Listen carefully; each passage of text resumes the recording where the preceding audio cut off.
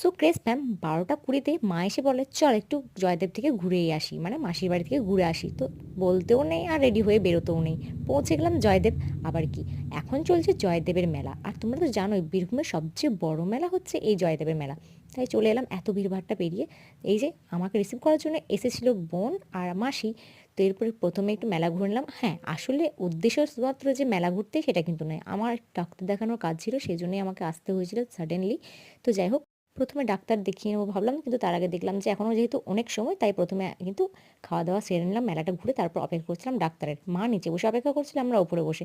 যাই হোক, অপেক্ষা করার পর ফাইনালি ডাক্তার আসে, আর তারপর আমি ডাক্তার দেখি বেরিয়ে পড়ি। হ্যালো গাইস, আস্তে বেরিয়ে আজ হচ্ছে গরিবের পাটি সাপটা হচ্ছে আমরা বানাচ্ছি, আমরা গরিব, আমরা গরিবের পাটি সাপটা বানাচ্ছি। हम गरीब हैं। আজকে আমাদের গরিবের পাটিসাপটা যেটা আমরা করে রেখেছি, বহুবার ট্রাই করার পর খেয়ে নিয়েছি সবগুলোই। ওটা কি বলে গরিব? গরিব তোমার না আমার লাগলো না। গাইস এখানে পুরো পড়া মন আছে তাহলে দেখ যদি এখন পড়া না নতুন করে মুখ আয় গাইস সিরিয়াস কন্ডিশনে আছে আমার ভাই। গাইস আমাদের রান্না করতে হবে গাইস।